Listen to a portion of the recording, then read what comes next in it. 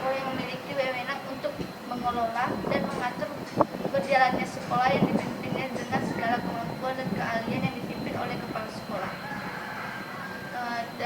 Ada pula tugas kepala sekolah sebagai manajer itu menyusun program sekolah, menyusun organisasi pegawai yang di sekolah, menggerakkan staf atau guru dan karyawan, dan mengoptimalkan sumber daya sekolah.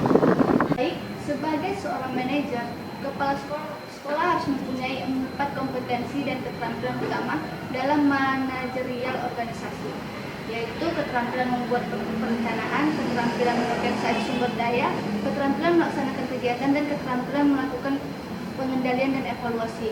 4 keterampilan manajerial kepala sekolah akan dibahas secara detail sebagai berikut ya. Yang pertama, keterampilan melakukan perencanaan. Kepala sekolah harus mampu melakukan proses perencanaan, baik perencanaan jangka pendek, menengah maupun perencanaan jangka panjang. Perencanaan jangka pendek adalah perencanaan yang dibuat untuk kepentingan jangka pendek, misalnya untuk 1 bulan hingga 1 tahun ajaran. Perencanaan jangka menengah adalah perencanaan untuk pekerjaan yang memerlukan waktu 2-5 tahun, sedangkan perencanaan jangka panjang meliputi perencanaan sekitar 5-10 tahun.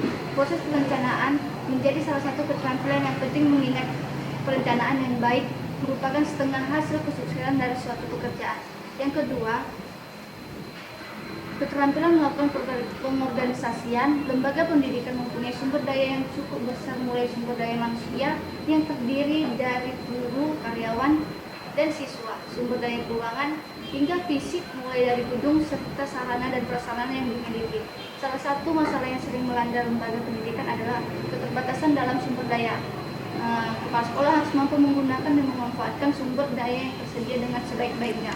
Walaupun terbatas, namun sumber daya yang dimiliki adalah modal awal dalam melakukan pekerjaan. Karena itulah seni mengelola sumber daya menjadi keterampilan manajerial yang tidak bisa ditinggalkan. Pengorganisasian di sekolah ini saya bangun dengan keakraban dan kekeluargaan. Baik, saya lanjut. Yang ketiga adalah kemampuan melaksanakan pekerjaan sesuai dengan perencanaan yang telah ditetapkan. Tahapan ini mengisyaratkan kepala sekolah membangun prosedur operasional lembaga pendidikan, memberi contoh bagaimana bekerja, membangun motivasi dan kerjasama, serta selalu melakukan koordinasi dengan berbagai elemen pendidikan. Tidak ada gunanya perencanaan yang baik jika dalam implementasinya tidak dilakukan secara sungguh-sungguh dan profesional. Dan yang keempat, yang terakhir, kepala sekolah harus mampu melakukan tugas-tugas pengawasan dan pengendalian. Pengawasan atau yang disebut supervisi ini meliputi supervise manajemen dan juga supervisi dalam bidang pengajaran. Supervisi manajemen artinya melakukan pengawasan dalam bidang pengembangan keterampilan dan kompetensi administrasi dan kelembagaan. Sementara supervisi pengajaran adalah melakukan pengawasan dan kendali terhadap tugas-tugas serta kemampuan tenaga pendidik sebagai seorang guru. Karenanya kepala sekolah juga harus mempunyai kompetensi dan keterampilan profesional sebagai guru, sehingga ia mampu memberikan supervisi yang baik kepada bawahannya. Adapun langkah-langkah yang diperlukan untuk mengembangkan program kewirausahaan di sekolah adalah diantaranya dengan meningkatkan jiwa kewirausahaan dan mengembangkan program kewirausahaan di sekolah. Peningkatan jiwa kewirausahaan dapat dilakukan melalui kegiatan-kegiatan seperti yang pertama, mengidentifikasi perilaku inovatif. Yang kedua, mengidentifikasi perilaku kerja keras. Yang ketiga, mengidentifikasi motivasi yang kuat. Yang keempat, mengidentifikasi perilaku pantang menyerah. Dan yang terakhir itu mengidentifikasi jiwa kewirausahaannya. Kegiatan mengidentifikasi perilaku kewirausahaan tersebut bertujuan untuk mengukur kekuatan jiwa kewirausahaan kepala sekolah agar dapat memenuhi standar kompetensi kewirausahaan kepala sekolah sesuai dengan aturan yang telah ditetapkan.